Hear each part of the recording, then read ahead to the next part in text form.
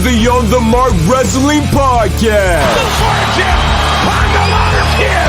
Make yourself famous. A podcast covering all things WWE. I have now returned to save the WWE. NXT. The beautiful part of NXT is that when one dream ends, another dream begins. And AEW. Holy wrestling. I couldn't be more happy. Here are your hosts, Kyle Gagliardi and Jim Tucker.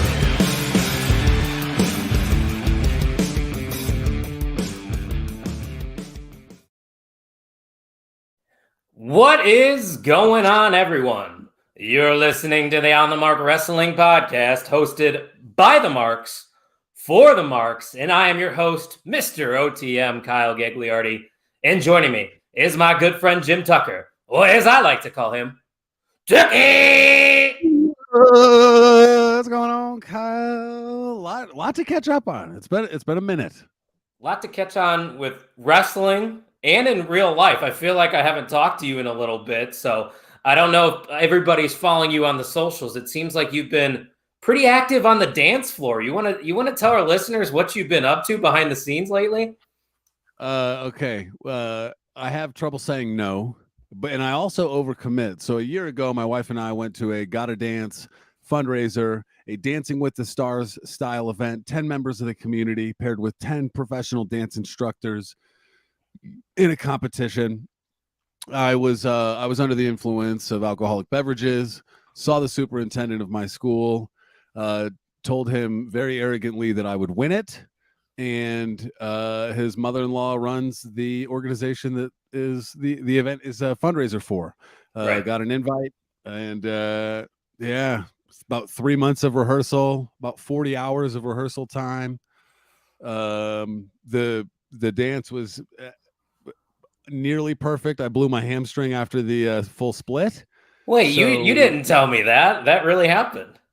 Yeah, when I did a cartwheel into the full split, and my hamstring felt like a shotgun went off in it, so I had to change a couple moves at the end. But not as much of a competition as I thought it would be. As you go to a WWE show, you know the outcomes are fixed, and apparently that is a trend in the nonprofit charity dance competition venue as well. No further comment, but the video speaks for itself. It does. So check it out if you're following Tucky on Facebook. Similar to professional wrestling, you got an injury, you kept going, and you finished the dance. Some people got to finish the match. The show goes on, right? Yeah, we had to call it on the spot. Had to make a couple adjustments. But it's all in who you tango with. And my partner Kelsey was outstanding. We got Now I'm Famous. I'm worth Look something. At that. Do you have more of those? I feel like we got to give that away or something. 900 bills. We bought 5 money guns. Money guns were shooting all over the place. It was a lot of fun. A night it will be difficult for me to forget, and an athletic endeavor I think it'll be tough for me to top. That I was more exhausted after that than like a marathon, because that's like high intensity. That's a full body experience. Yeah, so I've got the marathon coming up on Sunday. So dance competition last week, marathon this week. Baseball just wrapped up. Still in school. I've been a little tired, but excited to get to Newport Beach and see my hamstring is getting better every day. I'm sending it either way. We're just gonna run the race and see if the hamstring holds on, but it is getting better every day. So life is good. Gonna watch Backlash at an Airbnb by myself. I could think of better places to watch Backlash, but hey, at least you'll be watching. I could take an iPad to the beach and watch it, at the ocean. But then you might have to deal with the glares of the sun and everything on the iPad. It's just a lot of. It's an early bedtime for me. I can't play around, but I am excited. Get some DoorDash or something. Got a carb load. The carb load began today, so bagels and pasta for 4 days. Hey, nothing wrong with that. I'm a big fan of bagels and pasta, but I guess I'm just carb loading 24/7. I'm not running for a marathon or anything like that, and I don't really have anything exciting to share like you do. Just been working. Wiffle ball's back. Wiffle ball is back. That is something to share. It is something to share. If you guys didn't know, Tuck used to play out here in Northwest Indiana, but we play in a few competitive wiffle ball leagues, and that just started up. And I have my opening day in Indianapolis this Sunday. So I'll be making the 2.5-hour drive down there to play some wiffle ball. So I'm pretty excited for that. And Dirk Vogus looks like he's excited for this episode. He said, "Good evening, boys." What's going on, Dirk? His son, Ryan Vogus, the MVM, unfortunately will not be here tonight. He is at Guardians of the Galaxy. So the MVM is wide open. We're going to be talking about the WWE Draft. We're going to be talking about WWE Backlash, of course. But before we do, we got a sale going on at the On the Mark Wrestling Podcast.com this weekend only. Use promo code Backlash. You see the link right there on the screen right now. Backlash, BACKLASH, and you will save 10% off your order. Tuck, you want to tell them what they might be able to find? What kind of merch we got to offer?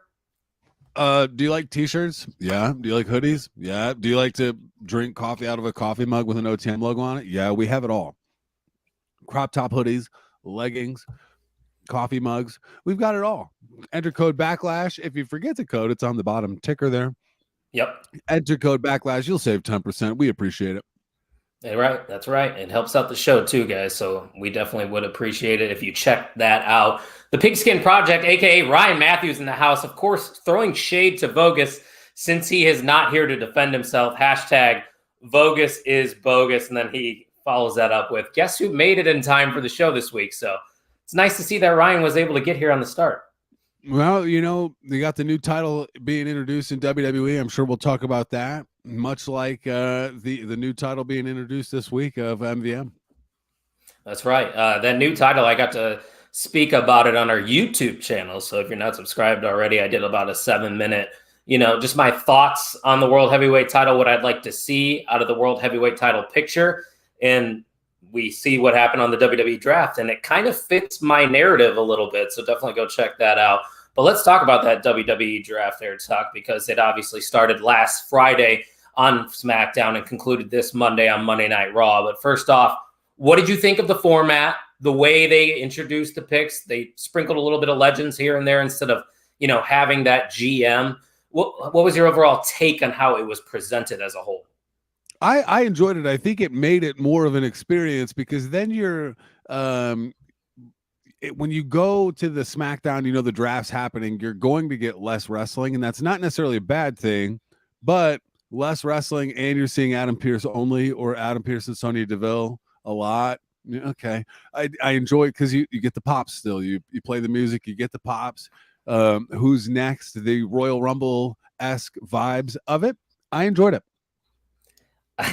I'm not going to agree with you on this one. I do like the idea of bringing in legends like RVD coming in and reading the card upside down. That was fucking hilarious. Mm-hmm. Of course, RVD was probably stoned to the bone while reading that off, but more power to him. But I do get the legends coming in to announce the picks. It's different, but this may be a hot take, but I think the WWE Draft as a whole should just die. I think we just move people around once a year. Call it something different. I think they called it a superstar shakeup a couple years ago, but they pitched this narrative, the possibility of tag teams breaking up in the draft. And they literally never did that once this year. I want to see at least the Street Profits get split. How so? No, it was still a possibility. No, it didn't happen, but yeah, it could have. It should have. I think it would have made things a little bit more interesting. Alpha Academy sticking together. I don't think we necessarily needed that. I think a lot of us are ready for the Street Profits to kind of part ways. It's just you're selling it as one thing, and then it comes off on screen is just a mess to me because the format itself is confusing. You're sitting here, it's like, why is SmackDown able to draft the LWO? 6 people in one pick. That seems like a cheat code, right? Well, they also got Roman Reigns, Solo Sikoa, and Paul Heyman with one pick. That is a little silly. And the thing is, maybe Solo and Roman have tagged once, twice. So why are they paired together there? Because they're the bloodline. It's like like a faction. Yeah, I guess. But man, I just wanted a little bit more from it. It felt very predictable. A lot of the names that you're seeing going to Raw and SmackDown, I felt like a lot of us saw that coming, but. There were some exciting picks in there, so let's just go over some of the big headliners, big names for Friday night SmackDown, of course, like you said, the Bloodline will be staying on the blue brand. You have Bianca Belair, who is the Raw Women's Champion currently. That obviously is going to be changing. She is on SmackDown with her husband, and Angelo Dawkins, the Street Profits, are going to SmackDown as well. You have the U.S. title flipping on over to SmackDown. Austin Theory is going to be over there. Charlotte Flair, the LWO, and the OC, to name a few. So looking at like the top picks there on SmackDown, which one stands out to you the most? I thought the Bianca Belair pick was interesting to flip it, but the diversity in picks didn't seem that crazy to me. Like I don't have a standout like next opponent after Zelina for her. Yeah, I think, I mean, you could go back to the Charlotte thing, but it's probably a little too early for that. And maybe they just got to build up some of these women that really haven't got to the main event scene. But I think there's a lot of opportunity there to build up that SmackDown women's division. I do like how Friday Night SmackDown, it seems like there's a decent amount of factions going on here with the OC, the Bloodline, LWO. You could stack up these challengers for Roman Reigns. Like, would you be surprised if we saw AJ Styles versus Roman Reigns in the coming year? I would not. They got work to do with AJ once he returns to make it something, you know. But I think that would be a good opponent. Yeah, and of course you got Austin Theory over there with the U.S. title, so they're basically just swapping the mid-card titles. I believe Bobby Lashley is also a part of Friday Night SmackDown. That's another name that could potentially face off against Roman Reigns down the road. And Ryan Matthews, he said that SmackDown is greater than Raw. Plus, how does one renegotiate their position to be a free agent? That's actually a good question from Ryan. I noticed that there's a few names out there that just get to float around. Brock Lesnar being one of them. Omos is another one. How do you feel about the free agency of it all? I don't get it. But again, I'm not I'm not treating it like Major League Baseball organizations. You know what I mean? Where they're negotiating for these guys. Yeah. So I'm indifferent.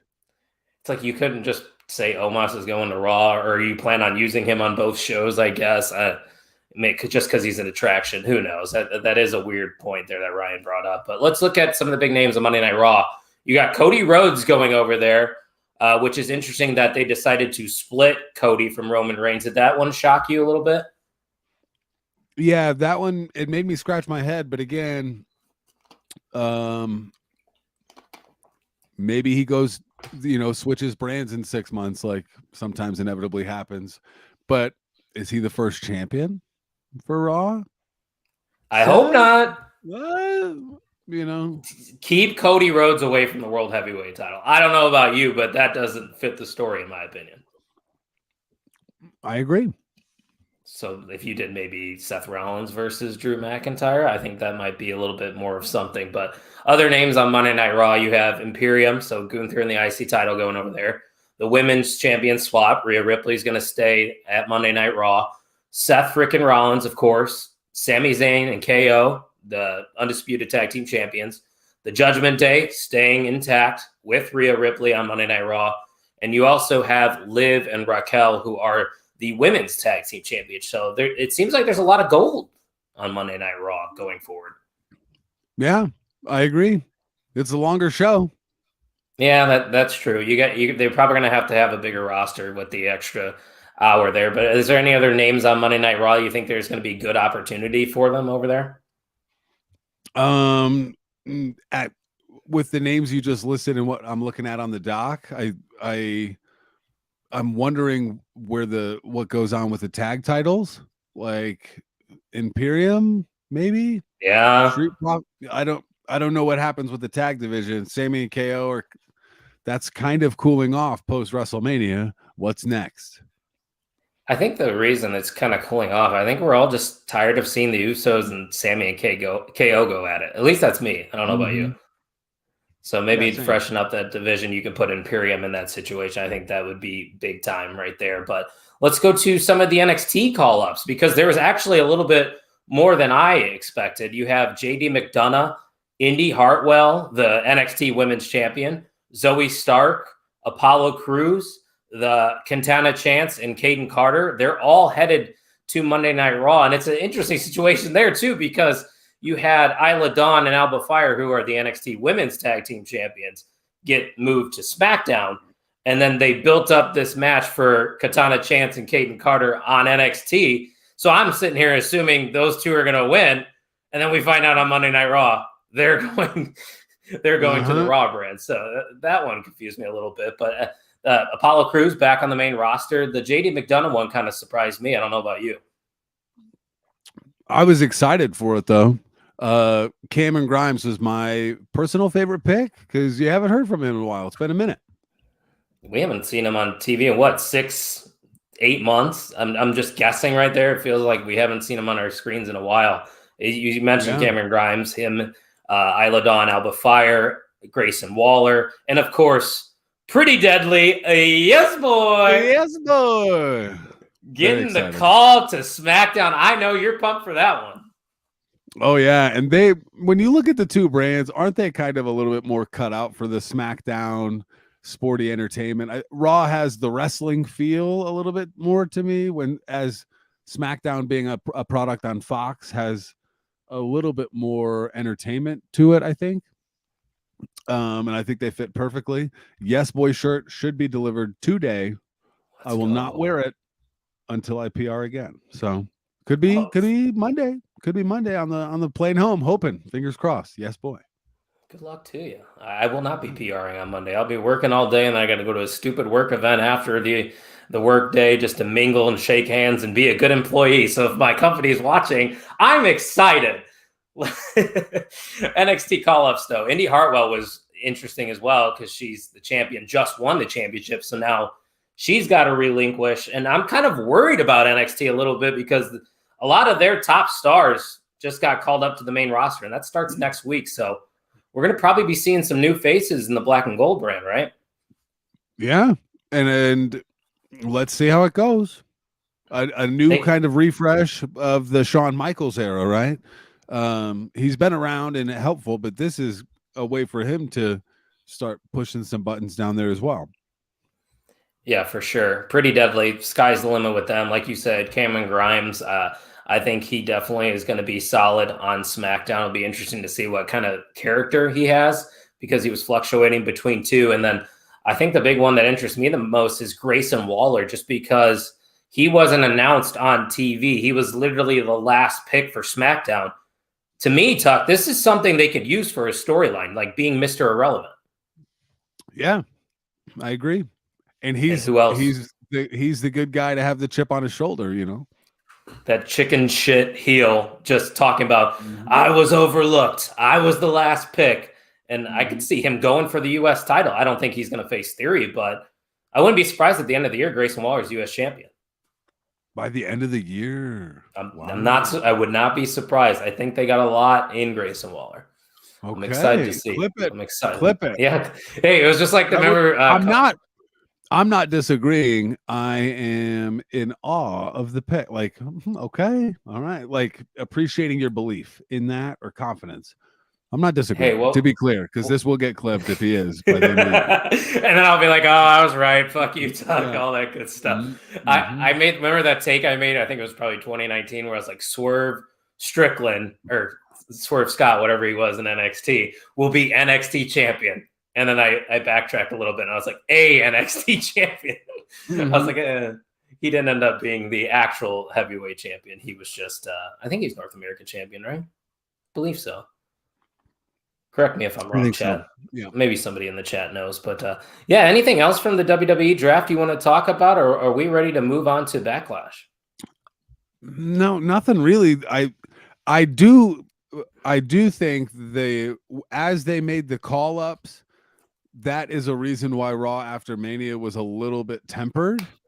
And I actually think the NXT draft style of coming up to the big leagues is a little more fitting in that regard because you're pitching them as up-and-comers instead of having them make a debut in front of people that might not really know them, that don't watch NXT.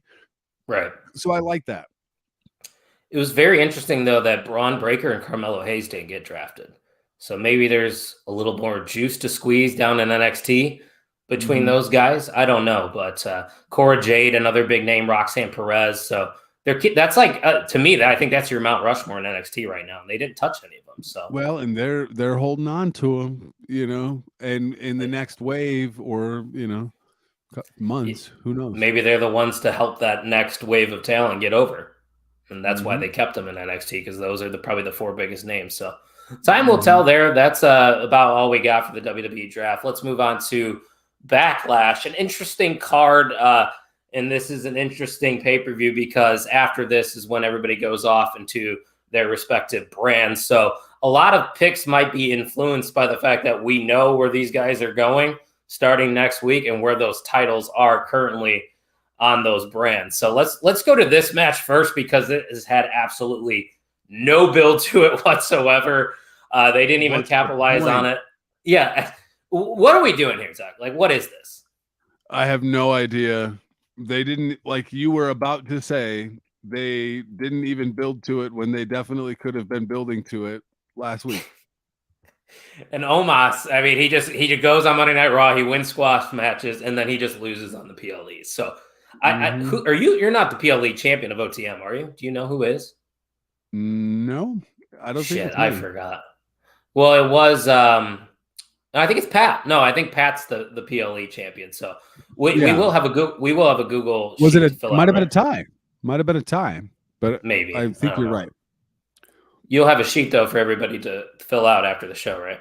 Yep, I'm building it as we go. All right, so I don't know if I necessarily agree with Ryan Matthews here. He said one of the worst builds of a pay-per-view I've seen in a while. I think unless he's talking about the specific match between Rollins and Omos, then I would agree. But you look up and down the card talk, I don't think the build's been that bad for these matches. There's a number of matches I'm looking forward to in a sense of payoffs, rematches, story development heading on the way to SummerSlam. Will it become a pinnacle pay-per-view that 2023 Backlash? Is there a match on the card that gives you that? I don't know, but there are some compelling matchups. This is not one of them at all. I think one of the things that might make this pay-per-view more exciting is the fact that it's being hosted in Puerto Rico. It's going to have that stadium show feel to it, and this crowd doesn't get to see WWE very often. So I think there is going to be a different energy there. It's not one of those, PLEs that I feel like I need to watch live. Like if I catch this on Sunday, so be it, which I might. I don't even know if I'm watching this live, but let's go back to this match itself. Seth Rollins versus Omos. I'll let you go first because there's really not much to say about it. I think it's got to be Seth. If you're positioning him to go on a run towards that title, even if he doesn't win it, I think this has to be the beginning of it. So I go Seth because Seth Rollins can't lose to Omos. You're right. I don't see a world where Seth loses, but it's getting to a point now where Omos, I can't take him seriously. He's going to have these matches on these PLEs, and he's going to lose. And then we're going to go back to Monday Night Raw. He's going to have MVP talk for him, and then he's going to squash some jobber. And that's Omos. There just needs to be more from him. So, yeah, I got to go with Seth Rollins here, too, because I think he should be the first world heavyweight champion. So losing to Omos obviously would hurt that. We got a comment here from Ryan Matthews. Again, let's pull it up. He said, Cody versus Brock is just unnecessary. They didn't have a chance to give Brock a clear motive to go after Cody. Everyone knows Brock's totally okay with performing early. Man's got an early bedtime. Tuck, what are your thoughts on Ryan's comment here? Well, I think they have the story of time that Brock Lesnar has done this time and time again. Soon after Mania, babyface loss, there's Brock. So that's the backbone that they have on it. And it is a way to separate the Cody Roman thing to inevitably heat it back up while Cody's on his journey. And I do think it's kind of a compelling matchup. It's Backlash, kind of a B-level pay-per-view of sorts. And you have Cody Rhodes and Brock Lesnar squaring off against each other. That's kind of got a big fight feel to me. Oh, 100%. And I wouldn't say, or like Ryan said, unnecessary. I think it is necessary for the reasons that you were saying. They're just killing time until eventually Cody finds his way back to Roman Reigns. And if you want to build up Cody Rhodes some more, how many bigger wins are there out there than beating Brock Lesnar? But we'll get to that match a little later. Ryan, I appreciate your opinion, but like most of the time, I'm going to disagree with Ryan Matthews here. So let's go to the SmackDown Women's Championship match. It's still being called the SmackDown Women's title because the brand split hasn't gone into effect yet. So we got Rhea Ripley, mommy herself, taking on Zelina Vega. I've gone on record saying how much I enjoy Zelina Vega. I think eventually she could become a champion if built up correctly. The feud with the Judgment Day, LWO, has been pretty cool. Maybe LWO should be getting some more wins, but it ain't going to start here, Tuck. There is no chance Zelina Vega is walking out of Puerto Rico with that women's title. So with that being said, I'm going with Rhea Ripley. I don't even know if it's going to be a good match. Like, how much are they going to let Zelina get in because it's in Puerto Rico? It's Rhea Ripley. Zelina might not even kick out, right? Like once. I don't know. I think those two, like if you're playing my GM mode in WWE, you got the bruiser, the giant, and then the cruiser. This is that perfect mesh of styles right here. And I think this match actually could be good if given time, but we also are in another world where I can totally see Rhea just going out there and destroying Zelina Vega. But maybe there's going to be stuff going on ringside. I'm not sure, but I think this one's pretty obvious as well. Rhea Ripley to retain her title. And if you're watching this live right now, let us know in the comment section who you got winning each of these matches as we go through them. Ryan Matthews also says, I love the LWO support of her as well. Their promos have hoisted Zelina up into the spotlight. I think this match is just to do that. Yeah, I think he's right. Wouldn't you agree, Tuck? Yeah, they're getting some love, and it's in Puerto Rico, and so everyone's getting shine off of it. I do like how LWO's theme starts with "Viva la Raza" because that's a pop no matter what. It doesn't matter what follows it. Once you hear that, you get very excited for it. But I'm hoping for a good match. But we're both going with mommy to retain. So let's go on to one of the attraction matches, I guess we could say. The man hosting WWE Backlash is Bad Bunny himself, and he has his singles match with Damian Priest in a San Juan street fight. And this one is interesting to me. I could see it going both ways. I think the build's been pretty solid, Tuck. How are we feeling about this San Juan street fight? Damian Priest is benefiting greatly from this because Bad Bunny can go as well. So like Bad Bunny does seem like a credible threat. The original reports from Fightful say it was supposed to be Bad Bunny and Rey Mysterio versus Damian Priest and Dominic Mysterio. That was the original plan. Why did they change it? They were going to have Bad Bunny pin Dominic Mysterio, but they changed it because they're that confident in Bad Bunny running a singles match.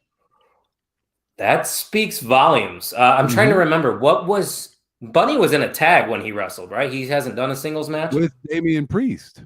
Yeah, that's right. Okay. So we really haven't even seen him in singles competition, and it's worked out for Logan Paul. It's worked out for Pat McAfee. They knocked it out of the park. So I'm expecting Bad Bunny to put on a good show here. Who do you think is going to win, though? I think this one's kind of difficult to predict.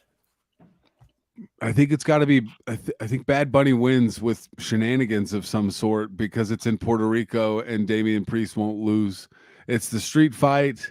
You know, he's got the elements and the no DQ on his side. I know Damian Priest has a Judgment Day and Finn doesn't have a match. Dominic doesn't have a match. So that worries me in my pick, but I am going with Bad Bunny. And I don't think Damian Priest is harmed by losing here because, like you said, you're probably going to have outside stuff going on here. It's a street fight. Anything goes. It's going to become gang warfare, I guess you could say, between the LWO and the Judgment Day, which I'm all for, and I'm very excited for this one. I wouldn't be really that surprised if it main evented either. Like Ryan said, Brock likes to get in and get out. So what if you open up with Cody and Lesnar? This is probably main events, right? It could. I thought I read somewhere that Cody and Lesnar was going to main event, but I might have not read that. That would be my pick if I were building the card, because I think that's the biggest match we got. But yeah, I wouldn't be surprised if this one main events either. I'm in the same boat as you, though. It kind of sucks that we're having the same picks, but maybe one of these other ones will differ. It's just the same thinking as you had. I think it's just kind of a chalky pay-per-view. Doesn't mean the matches are going to be bad, and that's why some expectations might be tempered. But it's kind of chalky. I don't the timing of the draft is wonky to me too. projecting rosters and then having them go into effect after the pay-per-view that you've been building towards is a little funky to me, but here we are. Yeah, no, and this one should be pretty good. Ryan in the chat, again, he said, wouldn't be shocked if Priest won after a 20-minute fight to escalate his heel persona. I could see that happening. I wouldn't be surprised if that happens. This one might be the most up in the air of all of them. Yeah, and we're both on the same page here. So if you're filling out the prediction sheet, guys, go with Damian Priest. You might win the PLE title here for OTM. But we got a couple more matches here to talk about for WWE Backlash. But before we get into those, let's take a brief intermission to hear what the listeners are saying about the On the Mark Wrestling Podcast. What's everybody saying about the On the Mark Podcast? It's just insane, and I love it. Non-stop hardcore energy. Unlike any other. It's a great show. We'll be right back after a brief intermission.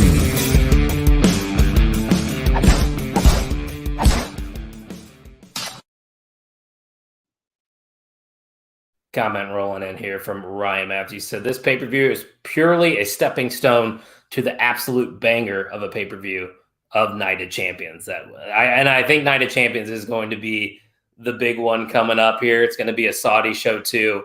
And obviously we're going to get that new world heavyweight champion. So I think that's exactly what the purpose of Backlash is here on Saturday night. But let's move to this Raw Women's Championship match, Tuck. We have Bianca Belair taking on Io Sky. And on paper, this could be the match of the night if given time. It is, once again, probably very predictable. As much as I would love to say Io Sky is going to come in here and win the title, which I think she deserves, by the way. I think she's very talented.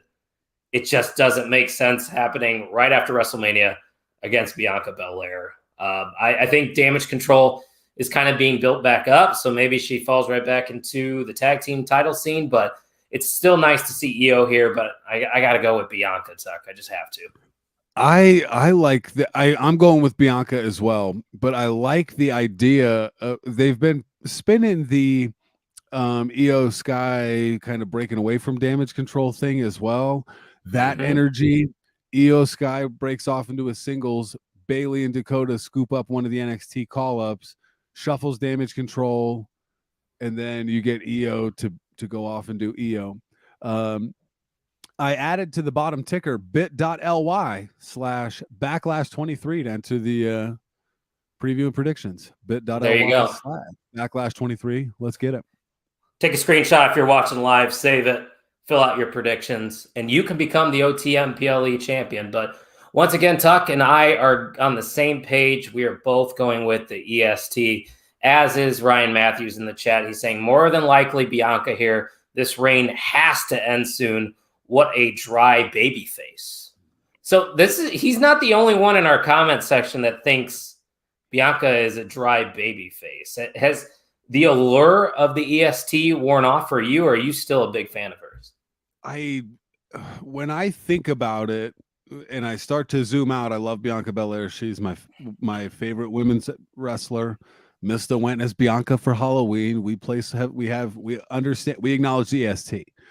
But what type of opponent will it take for Bianca Belair and her character to get a good story out of? She's got the energy. She's got the, I don't think she's been wrecked enough. Like, not enough hard times for Bianca Belair is what you're saying? Yeah.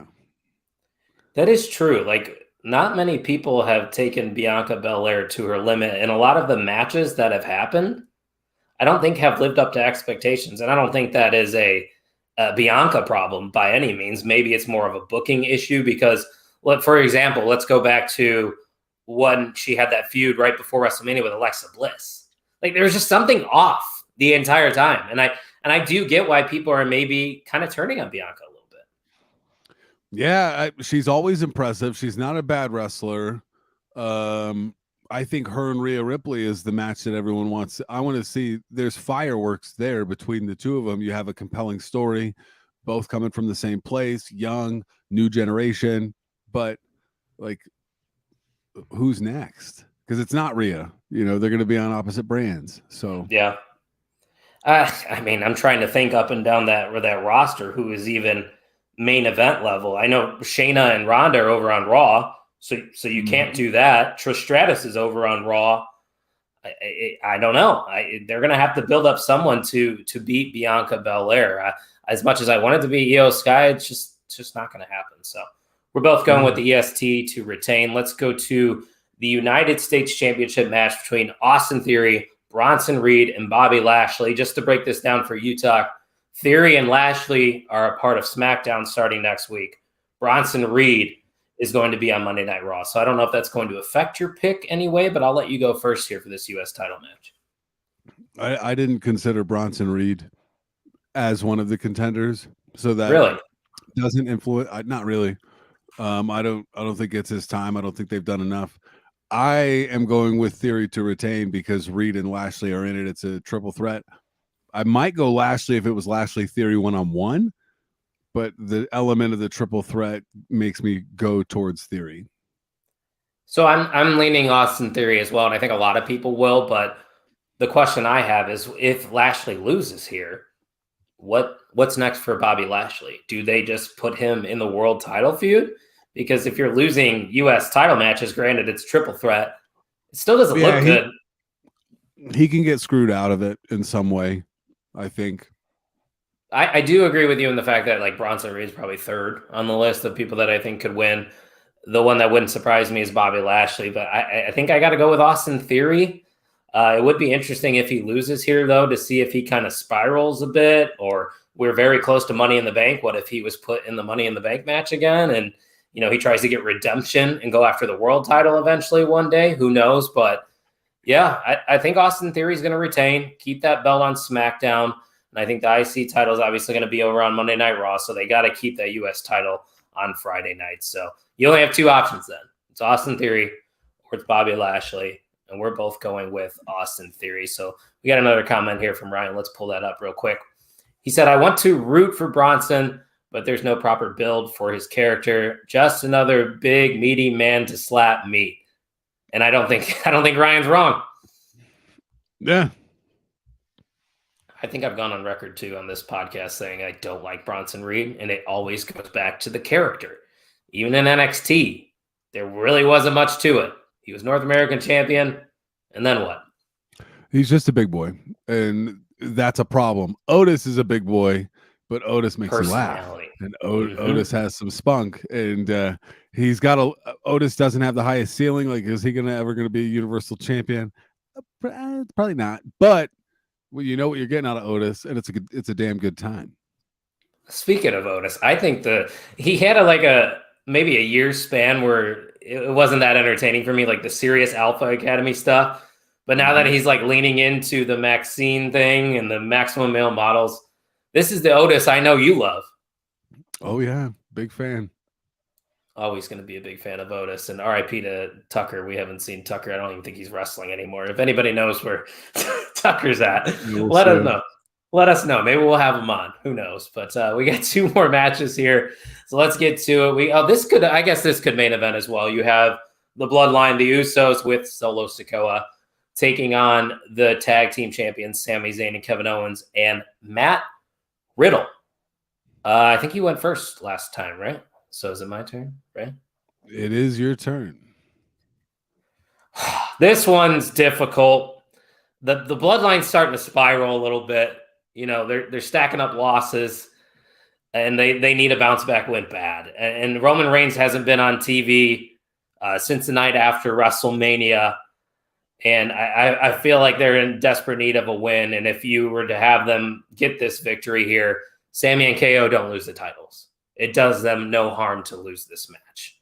But for some reason, something's telling me it's going to be a feel-good PLE. So I'm going with the babyface team of Sami Zayn, Kevin Owens, and Riddle. I think the spiral continues. That way, Roman Reigns feels the need to return to confront the Bloodline, basically saying, what the hell's going on here, boys? Or we're not living up to the Bloodline expectations. So I think I'm going to go with Sami, KO, and Riddle. Well, you have the interesting thing that Solo was drafted with Roman and the Usos weren't. You have that thing. And then I think, you just got to, we're going to continue to drive the wedge to see where it goes. I don't know what the finish line is. I don't have that panned out in my head yet, but I think that's like the bloodline winning. What happens then? The bloodline just gets back together and like life is good, or And do we continue the feud even more, which is something we don't want? yeah. So are you going with Sammy and KO then as well? I am Sammy and KO. We're gonna have the same picks, aren't we? Deep dive. Probably. I was going on a deep dive on Tucker from Heavy Machinery. He is no longer wrestling. Damn, Levi Cooper. Levi Cooper is an online health and wellness coach. LeviCooperCoaching.com. Free ad for Levi Cooper right there. So shout out to him. So we got one more matchup here on the card. And once again, I think we're going to be in agreement on this one. You have Brock Lesnar versus Cody Rhodes. The story continues, I guess. A little bit of a detour going on here at Backlash. I'm excited for it. I still think Cody should have won at WrestleMania, but we're here. I'll be patient. But that is the life we're living. We got to deal with it, right? Yeah. That's just how it is. But who do you like in this one? It's got to be Cody to me. 2 losses in a row, back to back. What are you doing with this character? Where is he going? It's Cody for me. I want to be different than you. I really do. But you know how hard it is for me? And let me show you my phone background right now. You know how hard it is for me to pick against the American Nightmare Cody Rhodes. It is very difficult. And for the record, the reason I switched my background is because the St. Louis Cardinals are the fucking worst team in Major League Baseball, and I do not want to represent them in any way. Just throwing that out there. Just don't. I didn't say anything. I didn't bring it up. I had to. I'm a little mad, a little mad at my baseball team this year, but nonetheless, that's right. I'm going to go with Cody, but I don't think it's going to be clean. I have a feeling maybe Cody's going to, get going late in the match, start taking over. Brock Lesnar feels threatened and he gets DQ'd. I don't think we're just getting one Cody Rhodes versus Brock Lesnar match. There might be 2. Do another one in Saudi. There might be 3. Do it at Money in the Bank. It's going to be another stadium show. Who knows? Mm-hmm. It's just something for Cody Rhodes to do for now. And I think a way to keep that going is a DQ finish. But Cody being the one to win technically and, be in pain. Maybe he hits him with a low blow, chair shot, whatever. Because this isn't a stipulation match, right? It's just a one fall. I don't think there's a stipulation. Yeah, I don't think so either. So the DQ finish is definitely what I'm thinking is going to happen. I love this callback from Ryan Matthews. He said John Cena versus Brock Lesnar, Extreme Rules-esque, bring back OG Extreme Rules. Yeah, when that match happened at Extreme Rules after Brock attacked Cena after WrestleMania, that was one of my favorite matches right there. Cena was bloodied. They used a metal chain. It was an awesome match. So if it can live up to that, I think it's going to be a good one for sure. But I'm going with Cody Rhodes here, which then really completes the card from top to bottom. Like I said, I don't think I'm going to be watching live, which is weird for me to say. I have some other plans going on, obviously, but excitement level overall. Where are you sitting at? Because that's the only thing I have to do. I'm at like a B, 8,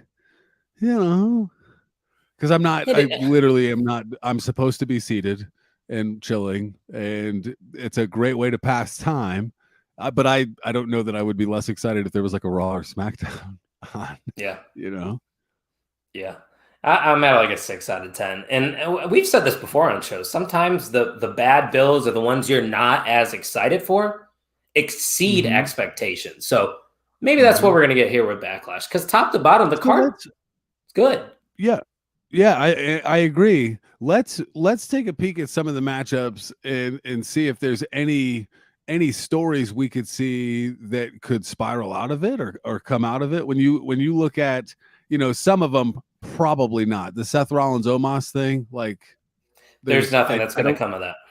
I don't see a spin zone on that. Rhea Ripley versus Zelina Vega, the elevation of LWO would be something to watch there, right? Yes. I think LWO, even with a loss, becomes a bigger deal having Zelina in that spotlight. And I think the thing to focus on going into that match is how much time do they give it? Do they make Zelina look like a credible threat, or is it a squash? So there are some wrinkles and tinges here. Bad Bunny versus Damian Priest. I think that's the biggest toss up. So there's something to watch there. Also, And could be the real most is Bad fun Bunny? match on the card. For real. And that because Puerto Rico is rowdy, right? Like they're playing it up as the party show. Like it harkens me back to like the Johnny Knoxville Sami Zayn Jackass match, where it's just a car crash of fun and different layers. So that you got that going. I got to cut you off for a second here. So it's funny you brought up the Johnny Knoxville Sami Zayn match, because I was just browsing Peacock and they had the WrestleMania 38 like behind the scenes going on, and to like see what went into that match, it made me respect Johnny Knoxville even more. I know it's a total tangent from what you were saying, but I just wanted to throw that in there. No, but he took it seriously, and that's what you want with these celebrities. Like it's got to be real to you too, and Exactly. we understand the business, but it's got to. I think it is real to Bad Bunny. Well, and they also caught Johnny after the match, and he was going around asking, "Did I do a good job?" Like you could tell, like these people that they're bringing in nowadays as celebrities, they want to perform well. Yeah, I think because they understand the value it has for them as well. Like it's not just it's not a paid appearance with how marketable and easy it is to get content on all platforms now. Right. So it's different than the Tyson era during the Shawn Michaels, Cyndi Lauper. Yeah, those are paid appearances, right? Like you don't develop a brand that much with the lack of resources. But then you've got the Raw Women's Championship match. What does it do for Io Sky? Well, so let's look at that match, because that's obviously going to become the SmackDown Women's Championship, because Bianca is the one holding that on SmackDown. Assuming Bianca retains, I have the list of the women's roster. I want you to throw out a name that you could see being the next challenger for Bianca Belair. You got Damage Control, so you have other members, Bayley and Dakota Kai. You have Alba Fire, Isla Dawn. They're kind of in the tag team scene, so I don't see any of them. You have Lacey Evans, who hasn't been on TV for a bit, and this name that just popped up is one that sticks out to me because there is history that they can revisit. What about Asuka and Bianca? We revisit that again for WrestleMania. Well, you're going to get a good match, and how the story went the first time.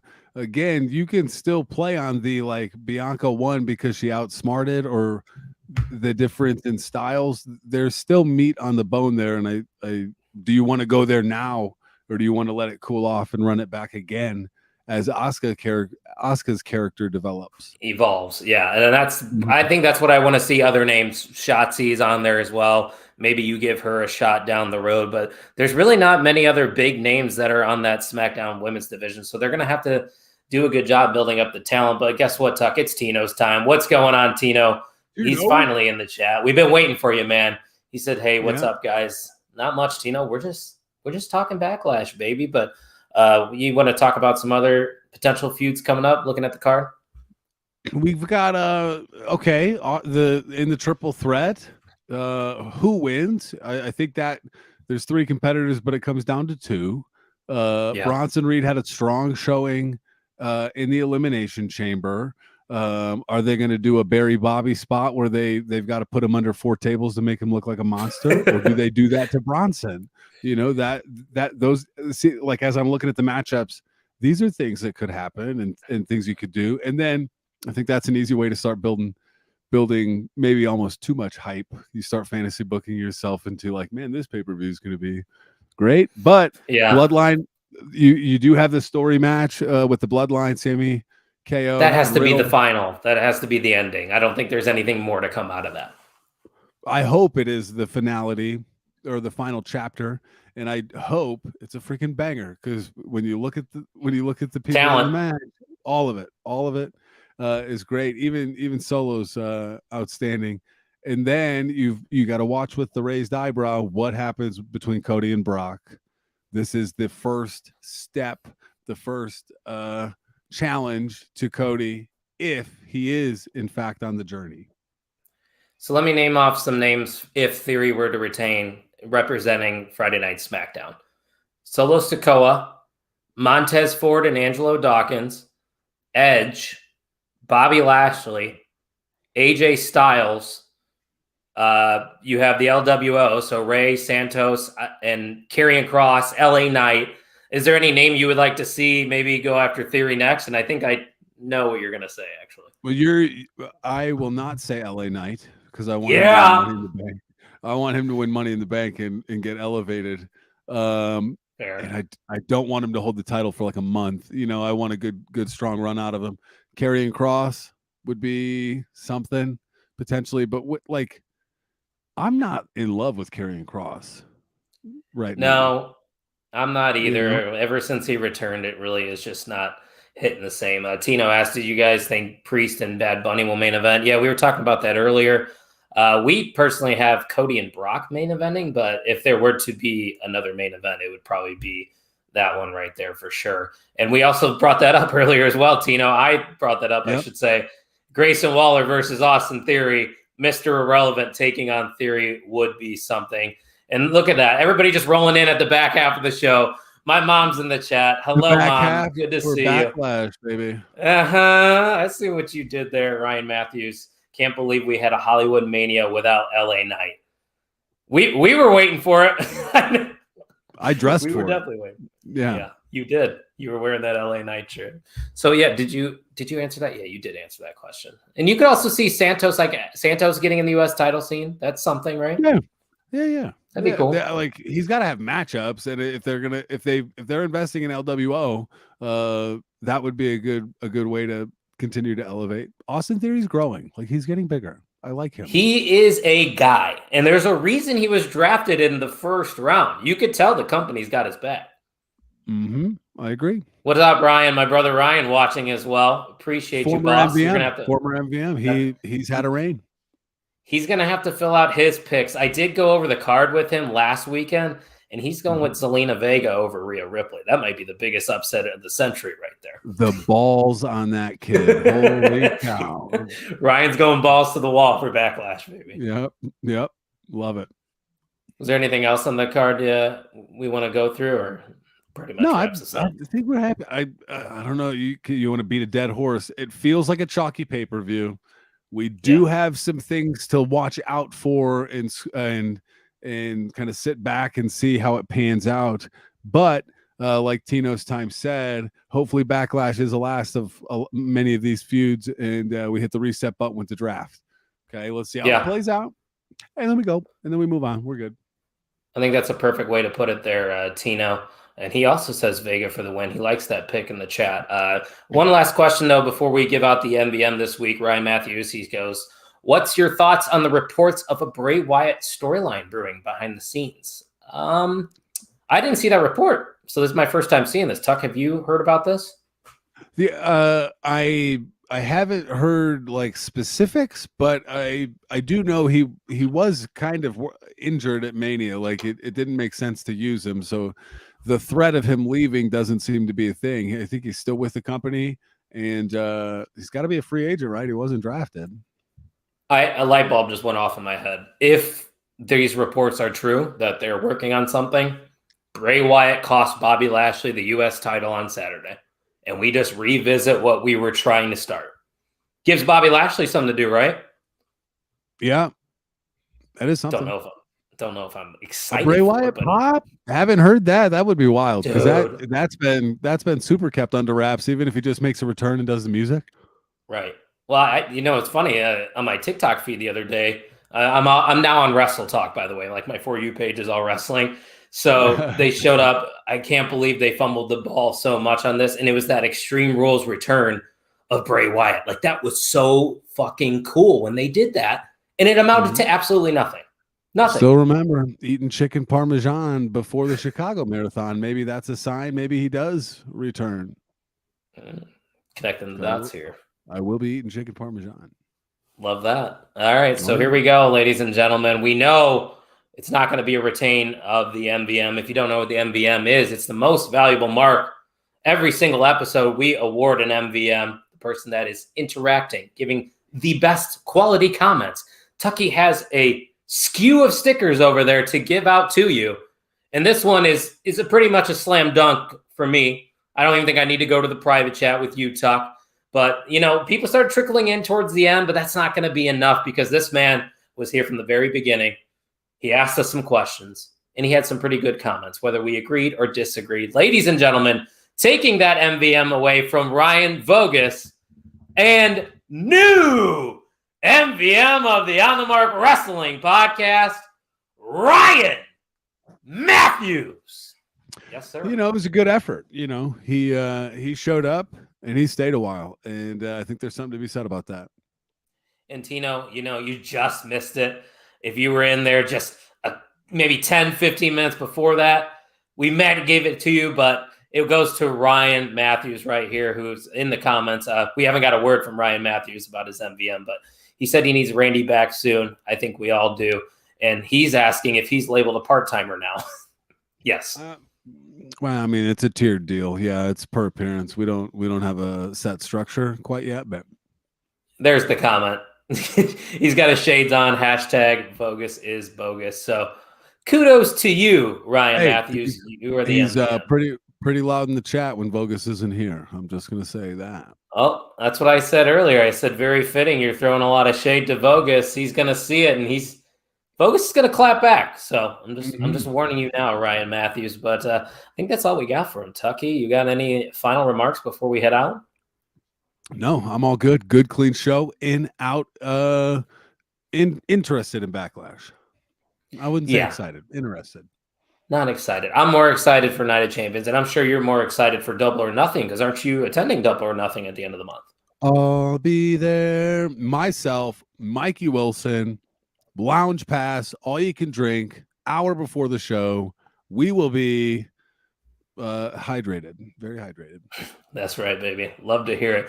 Tino says, have a great weekend, guys. Thanks, Tino. Same to you. Enjoy the weather. It's nice here in Northwest Indiana in the Chicagoland area. So if you're from around these parts, get outside, enjoy it all. And let's enjoy Backlash on Saturday. Tucky, why don't you send us home? Ladies and gentlemen, look at the bottom of the screen. If you visit bit.ly/backlash23, you can get into our picks and predictions contest. One winner. If there is a tie between the current champion, that is champion's advantage, the champion will retain. So, which I believe it is Pat. Don't quote me on that. I think it's Pat. We will confirm and re-update via Twitter, which you can visit us on Twitter, TikTok, and Instagram at Pod on the Mark. All those. If you're watching on YouTube, hit the thumbs up, hit the subscribe. You know what to do. And after you get those picks in, visit onthemarkwrestlingpodcast.com. If you enter code Backlash there, we're going to save 10% and you're going to support the show. Keep the proverbial lights on, keep the StreamYard up. That's right. The podcast and audio being hosted on various platforms. It does help out. So on the markwrestlingpodcast.com, enter code Backlash, save you 10%. Ladies and gentlemen, next week we'll be coming at you with our Backlash review, our rundown, if you will, and we'll have a Raw in between. So we'll have a new Raw with a new roster. Yeah, so there's going to be some things to talk about. We're going to be here, same place, same time. You know where to find us at Pod on the Mark. Ladies and gentlemen, thank you for listening to the On the Mark Wrestling Podcast.